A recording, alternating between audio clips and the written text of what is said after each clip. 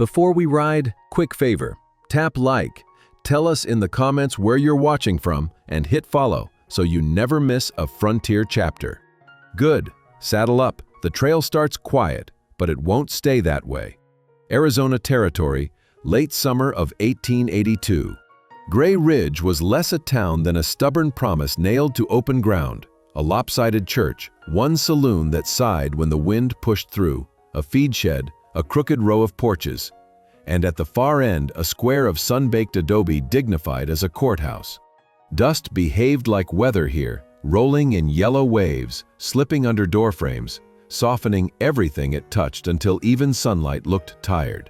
Judge Bram Callister kept that courthouse like a necessary fire, small, steady.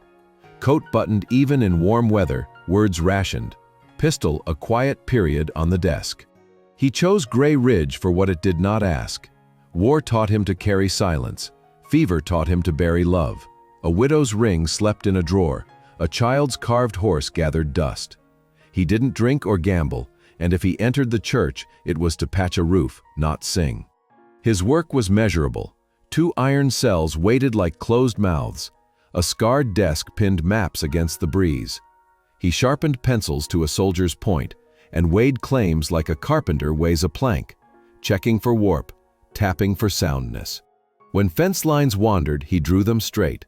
When tempers wandered farther, he fined the distance and sent men home. Gray Ridge respected him the way you respect a good tool. Reach for it when the hinge squeals, otherwise leave it in the drawer. Mornings he swept his own steps. Afternoons he read deeds with his lips barely moving. Evenings he sat straight-backed while the stove ticked itself to sleep and the wind talked through the shutters. He did not look for company. Loneliness out here was a clean room a man kept so the past had nowhere to sit. If the town had a sound, it was boot leather whispering to dust. If it had a smell, it was sun on rawhide with a trace of coffee boiled past reason. Folks minded their own gaps and patched them with twine and prayer. A blacksmith cursed a stubborn hinge. A ranch wife counted coins that refused to become enough. The saloon kept its piano out of tune on should be, and rubbed the frayed edge while the room breathed hot. Then another sound lifted his head. Voices outside, sharp enough to slice, lazy enough to be cruel. He didn't catch every word, only the flavor of contempt. He set the petition down, not angrily, just finally, the way you put away a tool that won't do the job. The pistol was where it always was, the hat too. He took the hat. On the porch, light made him squint. The town arranged itself. The well like a coin at the street's end, a knot of onlookers around it. The wind stalled as if everything held its breath. His bad knee complained at the first step. He took it anyway. He did not hurry. Chairs stopped scraping in the saloon without being told.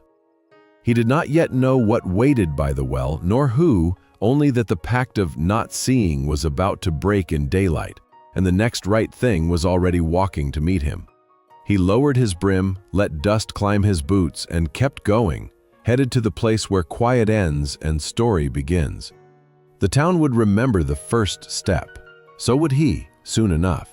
The courthouse door closed soft behind him, the sound swallowed by heat and dust, and Judge Bram Callister walked slow toward the well where voices had sharpened.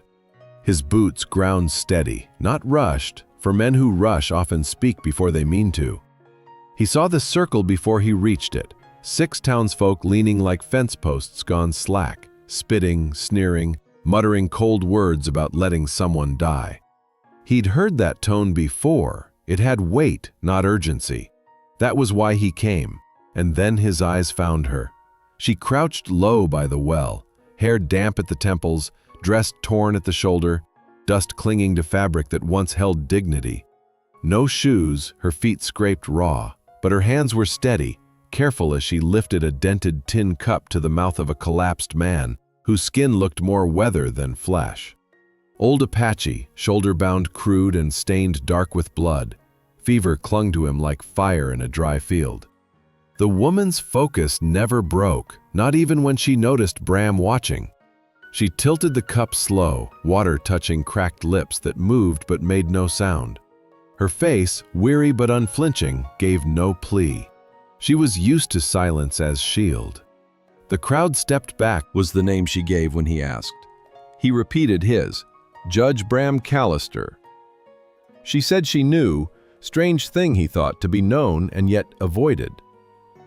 He ordered the townsfolk away, flat and final. They went, muttering, because muttering was all they knew. Then he told Isa he would not let the old man die like a stray dog on the road. She met his eyes and gave a nod that felt heavier than words. Together they lifted the elder, light as dry branches, and carried him into the adobe square called a courthouse.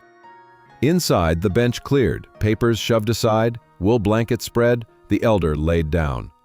Isa moved with care, soaking cloth, cooling skin, cleaning wound as if she had done this before. She had. Not by trade, she explained, but by need, taken in once by a nurse during the war, learning from scraps of mercy. Bram listened. He watched the curve of her shoulders, the freckles on her chest, the control in her movements. There was patience in her that reminded him of his wife, and pain that reminded him of himself.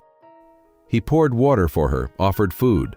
She drank slow as though teaching her body to trust again. Night came and the courthouse filled with silence thicker than before. Isa sat cross-legged by the elder, never sleeping fully, her eyes rimmed red but never closing. Bram dozed in his chair, pistol nearby, boots still on. He woke often, each time seeing her still there, still waiting, as if waiting was the last piece of her strength. By morning, the elder still breathed. That counted. She told him the man had spoken before dawn, son and daughter, and something more. Life for life. Bram thought on that while the town woke, wagons rattling, roosters crowing, life returning as if a man hadn't almost died on their road. Then came the riders, 3, maybe 4, deliberate in their pace, raising dust with every hoof. Isa rose, silent, moving to the doorway but staying close. They came to the well, dismounted. A younger warrior, 2 women, one sharp-eyed, narrow face, braid tight with bone beads. The other, softer, hair loose, eyes brighter. They led the elder, propped upright, wrapped in fresh blanket. He lifted his chin, his voice cracked but sure. She gave me water. You become something larger. Survival, bound to survival. Life for life. And a man who thought he was done with company, now standing at the edge of a story that would not let him be alone. The courthouse that once held only Bram's silence now carried the weight of strangers, and every hour pressed heavier. Isa moved about the room without question, tending the elder with cloth and water, stacking papers into neat rows as though the desk were her own. She never asked permission. She never asked anything. Sana, the elder's eldest daughter, stood like a shadow beside her father, her braid heavy with bone beads that caught the lamplight, her gaze measuring Bram each time he entered the room. Leia, the younger one, wandered, her hands curious, fingers brushing over shelves and ledgers, wide eyes bright as though the courthouse were a place of secrets waiting to be told. The town, of course, had already noticed. In Grey Ridge, nothing could enter or leave without becoming story. A stranger woman by the well was enough to sour tongues. An Apache elder inside the judge's hall, his 2 daughters close, that was tinder set to catch. Bram felt it first in the glances, men lingering outside longer than needed, wives lowering voices near the sugar barrels at the mercantile. The saloon carried its whispers loud, half drunk by noon, shaping the tale sharper with each telling. By the 3rd day, Reverend Tillman himself arrived with a Bible under his arm and a smile that tried too hard to stretch kind. Bram opened the door only wide enough to speak. The Reverend cleared his throat, said folks were asking questions about propriety, about what was proper for a judge to keep under his roof. He let his eyes drift past Bram, into the dim interior where Isa sat by the stove with her torn dress pinned awkwardly, shoulders bare against the firelight. Tillman's smile didn't reach his eyes. "Just making rounds," he said. Bram cut him off flat. "This is a courthouse, not a church." Then he closed the door and left the Reverend on the porch with his polite smile crumbling. But whispers are like water. They find their way through every crack. Isa felt them in how men's eyes lingered too long when she crossed the road for water. She held her chin higher, too deliberate. She spoke less. Even Leia, who laughed easily at first, inside their town. Apache women didn't belong, nor a half-naked schoolteacher sleeping in the judge's hall. They called Isa a distraction, a weakness, an embarrassment. Bram let them speak, let the dust settle on their words. Then he said it, cold and steady, that when they'd all walked past a dying man at the well, Isa had been the only one to move. She'd brought him water, brought him life, and for that, she was the only decent soul among them. The words hit like hammer strikes. Men shifted uneasily, glancing at one another. Then Isa returned from her errand, a folded cloth in her hands, chestnut hair stuck damp to her face. She saw the crowd, read the tension, and walked forward slow, measured, not looking at anyone but Bram. Tom Akerley, the slick feed clerk, stepped in her path and spat poison, calling her names loud enough for all to hear. She didn't answer. She didn't need to. Bram moved. He stepped up beside her, no gun drawn, no shout, just his stare fixed on Akerley until the man flinched and stepped back. Then Bram said it, loud enough for all.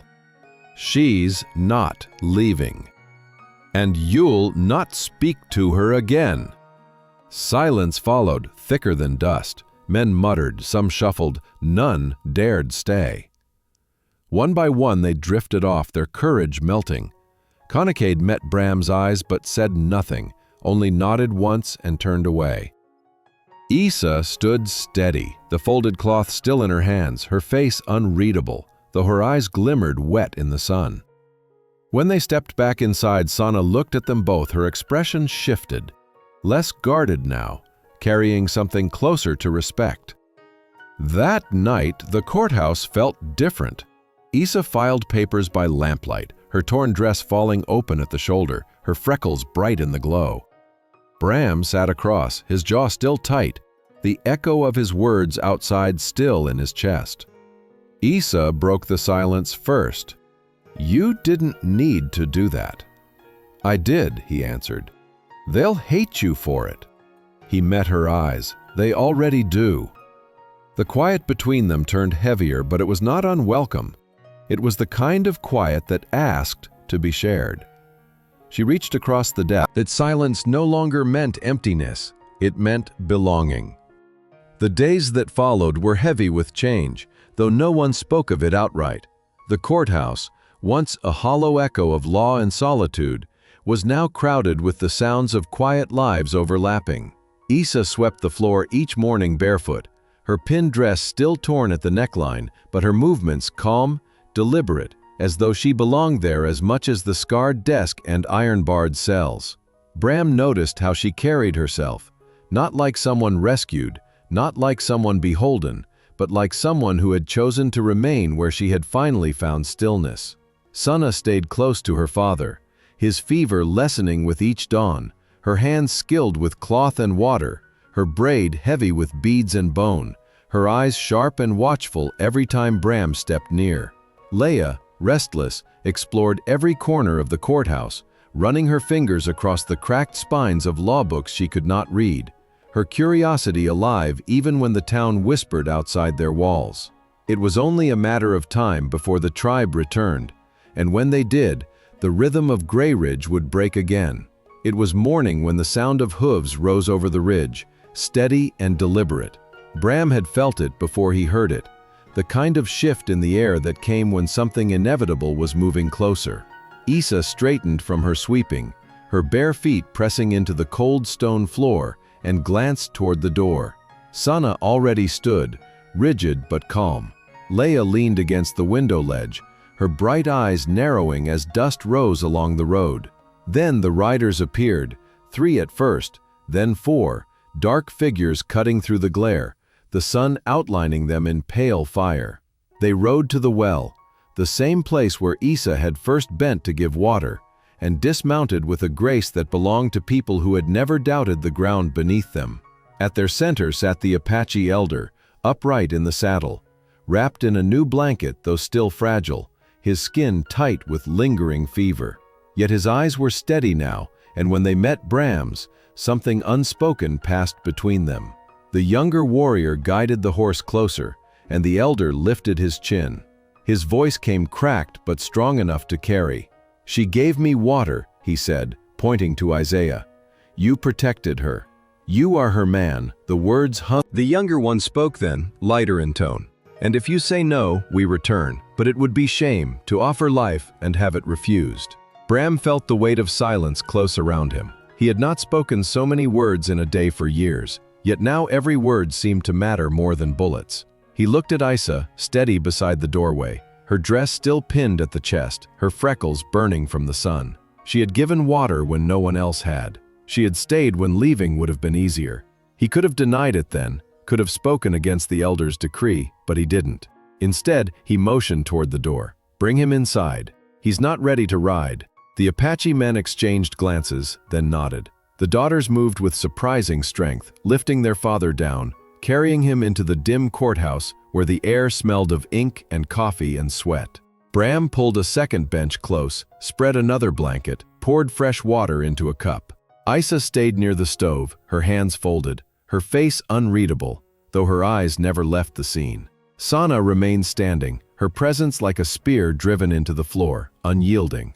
Leia wandered as before, fingers brushing ledgers, her laughter faint but present even in such a charged moment. When night came, the courthouse held more breath than ever before. The elders slept fitfully, Isa moved like shadow tending the fire. Sana stood guard with her eyes half-lidded, but never unaware, and Leia hummed softly while twisting strands of her hair. Bram sat at his desk, shoulders hunched, staring at the lamp flame until it blurred. He had thought silence was his shield, but now silence pressed in heavy, filled with choices not yet spoken. Isa finally broke it, her voice soft from the far side of the room. "You didn't claim me," she said. "You just didn't deny it either." Bram looked at her, words stuck behind his teeth. He could have said he meant nothing by it, could have untied himself from what the elder declared, but he didn't. He only nodded once, slow. "This place isn't safe for you," he said. Her answer was simple. "I know that too." So they stayed, all of them. And the courthouse that once echoed with the sound of dust against shutterboards now carried new weight. 3 women, 1 elder, and a man who had promised himself he would never share his roof again. Grey Ridge whispered, the Reverend frowned, and the sheriff watched. Had been born to stand there. She never asked Bram for direction. She did what needed doing, whether it was folding blankets, boiling water, or sorting deeds into neat rows across the desk he had guarded for years. Bram noticed her calm, the way she carried herself without apology, as if her stillness itself was a form of defiance against a town that whispered sharper every day. Sana, eldest daughter of the Apache elder, moved like a sentinel beside her father's bench, dabbing his forehead with cloth, speaking little, her long braid heavy with beads that caught firelight. Her eyes, though quiet, measured Bram in silence. Leia, younger, restless, pressed barefoot across the room, her round face bright with curiosity. Rifling through land ledgers, she could not read but seemed intent on understanding anyway. The courthouse air was no longer his alone. It carried her patience, Sana's watch, Leia's laughter, and with every passing hour Grey Ridge muttered louder about it.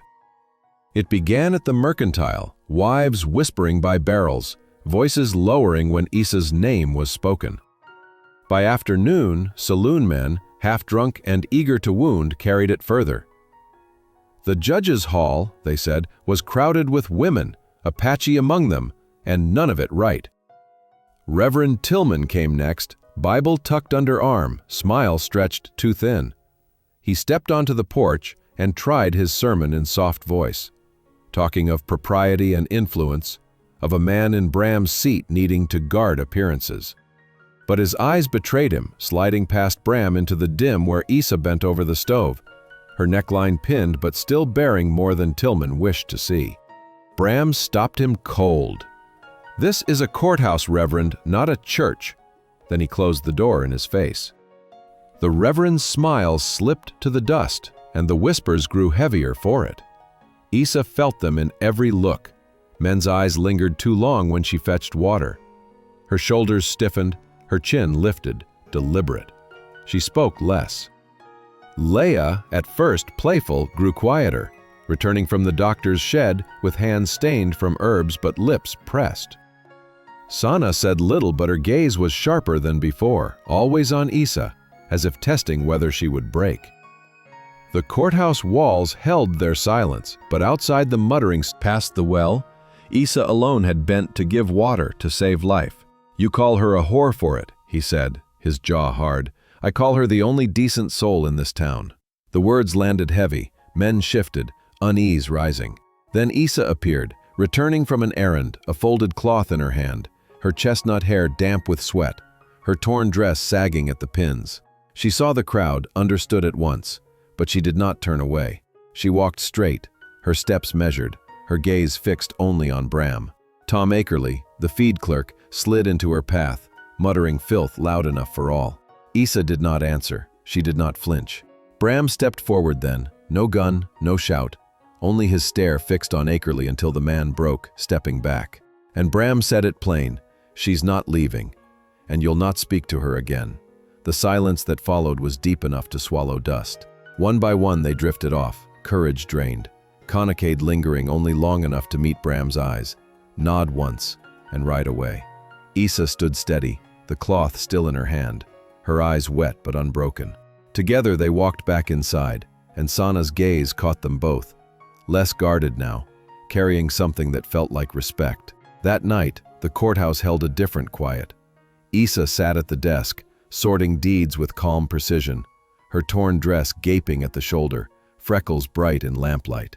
Bram sat across, the echo of his defense still burning in his chest. Isa broke the silence first. "You didn't need to do that," Bram answered flat. "I did. They'll hate you for it," she whispered. His jaw stayed tight. "They already do." Her hand moved across the desk then, steady, laying itself over his. Not pleading, not weak, just chosen. And when their lips met, it was soft first, then sure, a vow not spoken but lived. The courthouse had shifted again. It was no longer just a hall of law, no longer only silence. It was a place where survival bound itself to survival, where Isa's defiance met Bram's steadiness, where Sana's watchful eyes softened, and Leia's laughter returned faint beneath the rafters. Outside, Grey Ridge muttered, but inside, something had rooted. Not debt, not claim, not payment. Just staying. And Bram, who had built his life on keeping, as though gauging each moment to measure whether this man was worthy of the space he had claimed. Leia returned daily from the retired doctor's shed, her fingers stained with the sap of herbs, her face flushed with knowledge she couldn't yet name. The courthouse was full of life now, and Grey Ridge had turned its whispers into something louder. Questions sharpened into threats, morality turned into judgment. The first real challenge arrived not from townsfolk in passing, but from Sheriff Conacade himself, a man who had always shared the law with Bram in name only. Conacade's boots rang hard on the courthouse porch, his hat low, spurs polished too neat for a town that knew dust better than shine. Bram opened the door without stepping aside. The sheriff glanced past him, eyes searching the dim where Isa moved by the stove, where Sana's profile cut sharp against the lamplight, where Leia crouched barefoot near a pile of roots. His voice was slick with authority, but hollow of conviction. "You got a minute, Judge?" Bram didn't move. "Make it quick."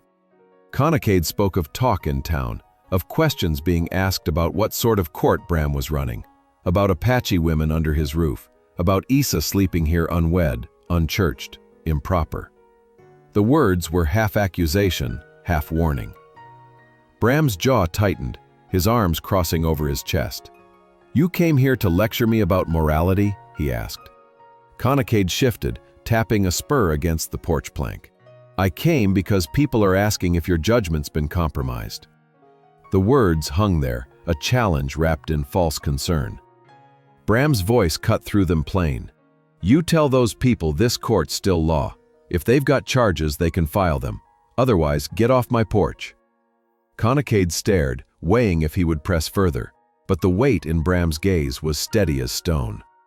Finally, he tipped his hat, muttered something about making things harder for himself, and stepped down into the dust. Bram stood still long after the door closed, his hand resting against the frame, as if feeling the tremor of what had just passed. Issa's voice rose soft from the stove. "They'll keep coming." He turned to her, her eyes calm but tired, her hands wrapped around a chipped cup of hot water. "I know," Bram answered. She tilted her head slightly. "You don't have to." Plain, but edged. "You've stayed too long. This town won't forgive it." Issa paused, her hands stilled on a ledger. Her voice was steady when she replied, "I didn't ask it to." Sana studied her a long moment, then said, "You care for the judge." Issa's hesitation lasted only a breath. "Yes." Sana's eyes narrowed, not unkind but deliberate. "Then stay close. Not for him, for yourself. This town would rather see you burn than rise." Issa swallowed hard but nodded once. "I know that already." Later, when the lamplight burned low, Bram stepped onto the porch, arms folded, coat pulled close though the night was still warm. Issa joined him, barefoot as always, her toes curling against the wooden planks. He didn't look at her, but his voice broke the quiet. "You all right?" She nodded. "I've lived through worse." His jaw tightened. "You shouldn't have to." Her answer came like a blade sliding free. "I did anyway." They stood side by side, the night wind carrying dust across the silent street, until her hand shifted, her fingers brushing against his. Not seeking comfort, not begging claim, just choosing. He didn't move away. By morning, Grey Ridge had grown bolder.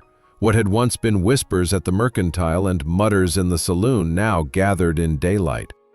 7 men stood waiting near the street's edge, their faces drawn, their voices ready. Wives trailed behind, tight-lipped.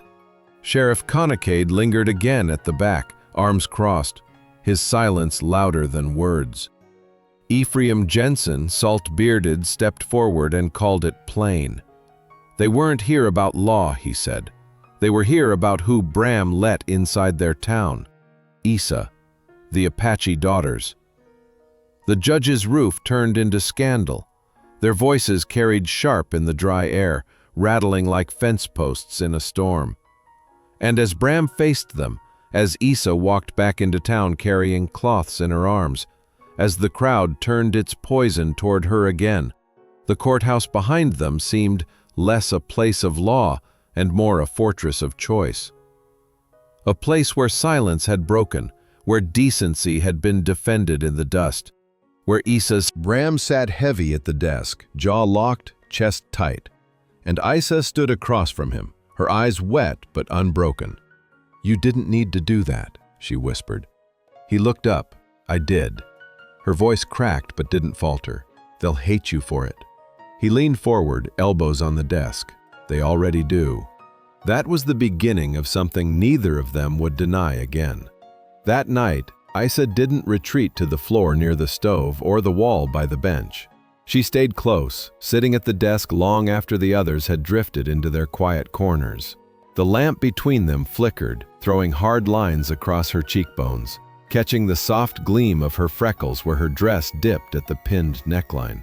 She had touched his hand earlier in the day, steady and deliberate. Now, in the hush of lamplight, she reached again, slower, as though the air itself might shatter if she hurried. Her fingers settled over his, firm. Bram didn't move away. He didn't speak. His silence was no longer distance. It was consent. When he leaned forward, their lips met. Not claim, not desperation, but choice. A kiss earned by all the dust, the whispers, the defense in the street.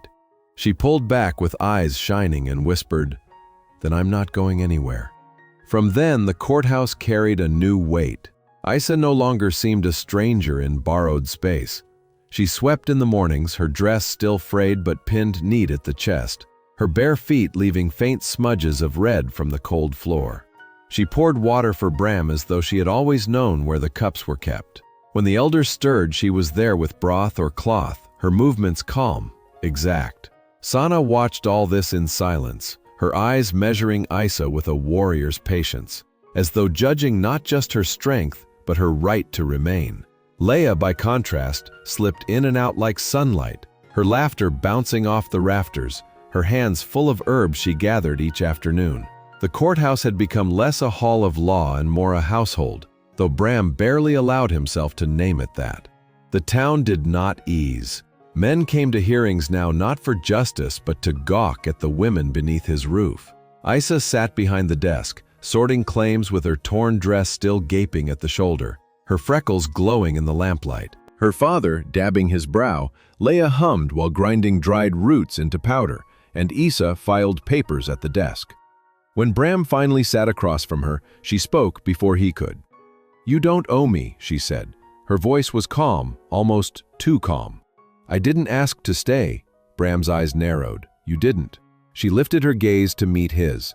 "I've had people assume before, men who think any woman alone must be waiting to be rescued, or claimed." His voice came quiet but hard. "You didn't ask to be claimed either." She shook her head.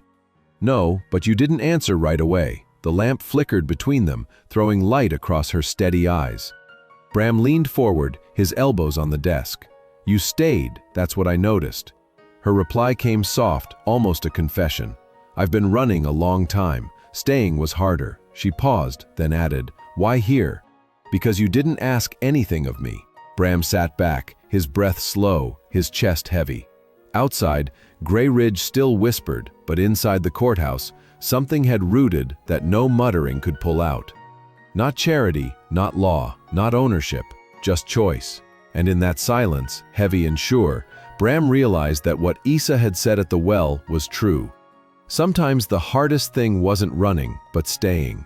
The weeks that followed settled into a rhythm that felt both fragile and inevitable, as if the courthouse itself had learned to breathe alongside those who now lived within its walls. Isa no longer moved like a guest. She swept the stone floor at dawn, her bare feet leaving faint red marks from cold stone, her mended dress clinging damp when she bent to gather stray papers. She boiled water, folded blankets, and sorted filings with hands that had once known chalk and books, but now worked like they had been born for hard tasks. Sana remained near her father, whose fever had ebbed into a slow recovery. She moved with practiced grace, as though she had been his nurse long before Grey Ridge.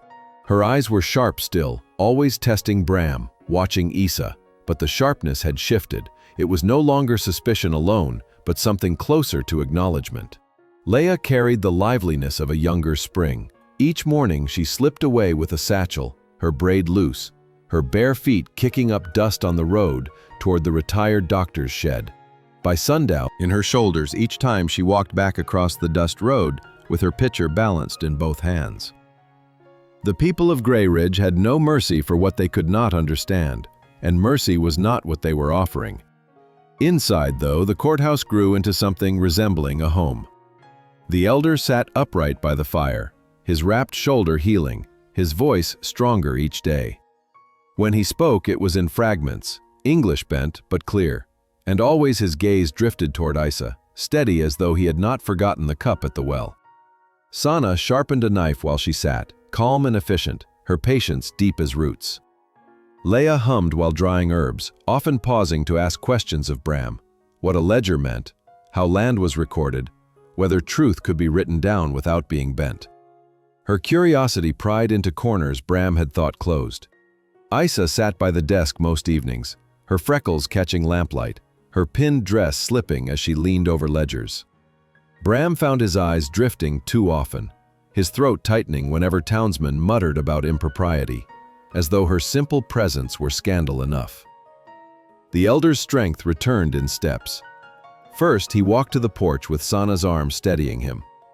Then he remained upright for longer stretches by the stove, sipping weak tea. At night, his breathing no longer rattled the room. It was then that he called Sana and Leia to him, his words slow but deliberate. He told them his path was no longer theirs, that his daughters must choose their own way. Bram stood near, listening, his hands folded tight at his back. Isa watching from the corner with her lips pressed. The elder said to Sana, "You have carried me far enough." To Leia he said, "Your hands are not for waiting, but for healing." Then he turned to Isa, his gaze long, and nodded once, slow and certain. "Life for life," he said, the words rasped but unbroken. When he left Grey Ridge days later, the courthouse felt both lighter and heavier. 2 tribesmen came with horses, their breath white in the early chill. The elder embraced his daughters, pressed his forehead against Sana's, clasped Leia's hand with pride. He said nothing more, only mounted with effort and rode north without looking back. Sana watched him disappear until the dust swallowed him. Leia for herbs or remedies. The town, once so sharp with its judgment, began to mutter differently, still wary but no longer entirely dismissive. They called her Miss now, not Apache, at least not aloud. Even the sheriff came once, hat in hand, asking about a toothache. He would not meet Bram's eyes, but he knocked, and that was enough. The courthouse, once hollow, had transformed. The stove burned steady. The rafters carried drying herbs instead of dust. The desk was no longer only Bram's. And Isa, who had once crouched barefoot at a well, ignored by every soul in Grey Ridge but him, was now the center around which the room revolved. She moved quietly, calmly, never asking, never yielding. And Bram, who had once sworn himself to silence and solitude, found that he no longer measured his days by the weight of paper on his desk, but by the steady presence of the woman who had chosen to stay. By the time Sana's footsteps had faded north along the ridge, the courthouse felt quieter, but not emptier. Leia remained, her small hands quick with thread and herbs, her laughter lighter now, though she carried herself with the seriousness of someone who had been told she had a purpose and decided to believe it. Isa sat by the desk most evenings, her freckles catching the lamplight, her dress mended now by Leia's stitching, though still cut low at the collar. She worked silently through ledgers, her ink-stained fingers steady, her presence so constant that Bram sometimes forgot what the courthouse had been before her. It was no longer hollow, no longer only law and silence. It was becoming something like a home. Bram himself felt the shift most when he picked up a hammer one cold morning and began framing a partition along the back wall. The planks were rough, salvaged wood, uneven, but his hands measured them slow, careful, one nail at a time. When Isa asked what he was building, he only said, "A door to close if you want one." Her lips softened, her eyes catching his for a long breath. And though she said nothing, the weight of her silence was heavier than any yes. The elder had left behind more than silence. His parting had carried permission, a nod that freed his daughters to choose, and in that choosing lay the seed of permanence. Calm, her hands patient as she moved through each day. But Bram saw the way her shoulders eased when Leia returned smiling from an errand, the way her lips almost curved when a townswoman left the courthouse door with thanks instead of suspicion. And though Isa had told him once she had been running too long to know how to stop, she now seemed to have found her stillness, not because the world allowed it, but because she had chosen it. Bram built the room in secret hours, hammers striking late at night or early before dawn. He salvaged beams, smoothed edges, carved a latch from scrap. Isa watched him sometimes from the stove, her hands still busy with cloth or tea, her eyes following each strike of his hammer. She never asked what it was for again, and he never explained, not until the last nail was driven and the small door swung shut on its hinges. When she stepped through and looked back, her lips parted, her eyes wet but steady. "Yours," he told her. "No," she whispered, "you gave me a place." Later that evening, as lamplight pooled low, Bram fumbled in his pocket and drew out a small square of cloth. Inside lay a ring filed from silver coin, edges smooth but uneven, a craftsman's work rather than a jeweler's. He held it out awkward, words stumbling. "I ain't good with speeches. Don't know what church you were raised in, but if staying with me is what you still want, Then I'd like it to be more than just company.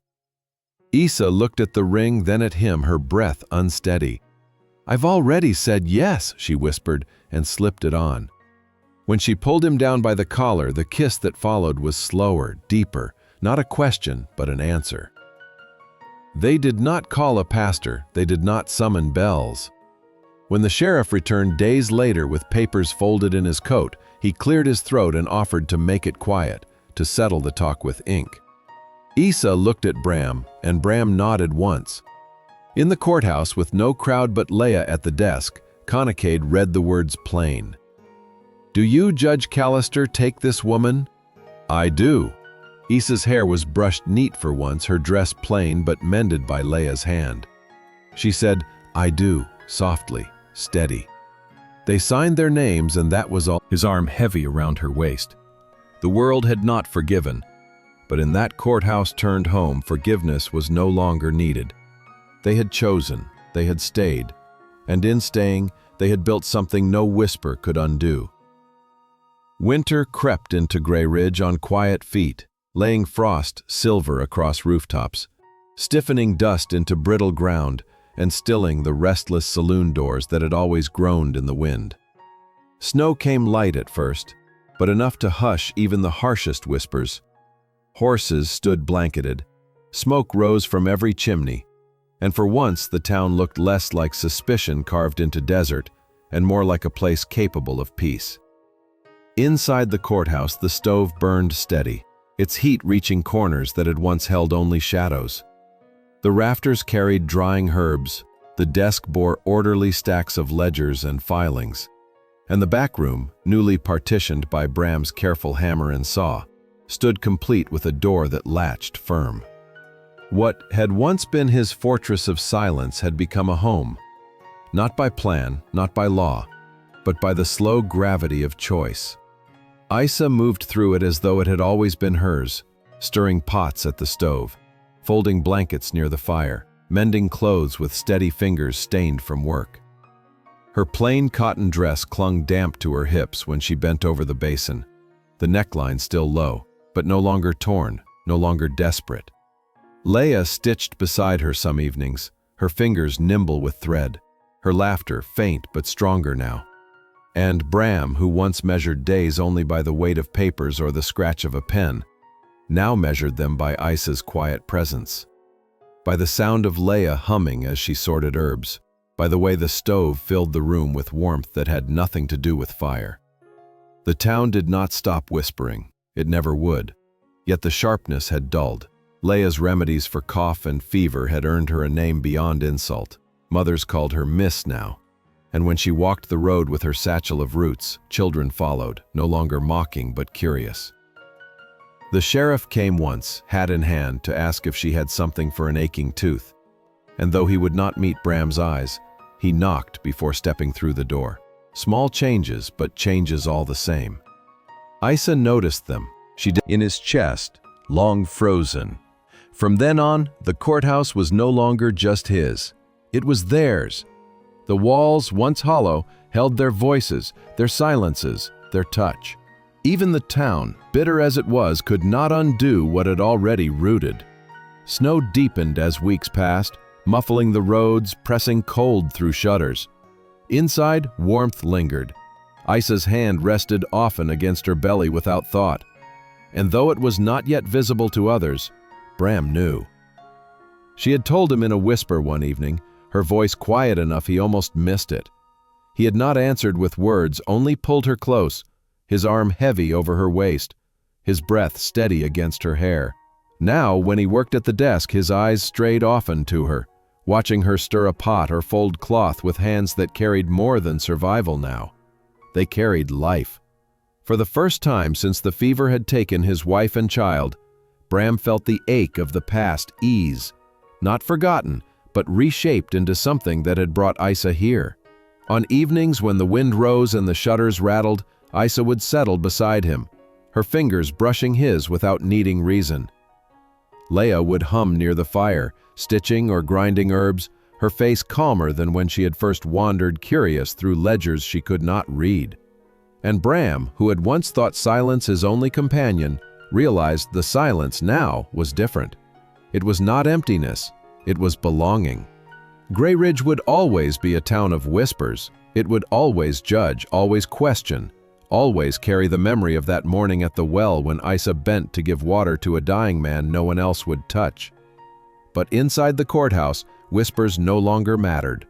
What mattered was the warmth of the stove, the new life Isa carried, the sound of Leia's laughter mixing with Isa's steady breath, and the weight of a silver ring on a woman's hand. What mattered was that they had chosen to stay, to build, to endure, not out of obligation, not out of tradition, but because in each other they had found what silence could never give. And so the courthouse, once only walls of law and grief, became something else, a place where justice and kindness lived side by side, a place where an Apache daughter found purpose, where a once widowed woman carried life, where a man who thought himself finished found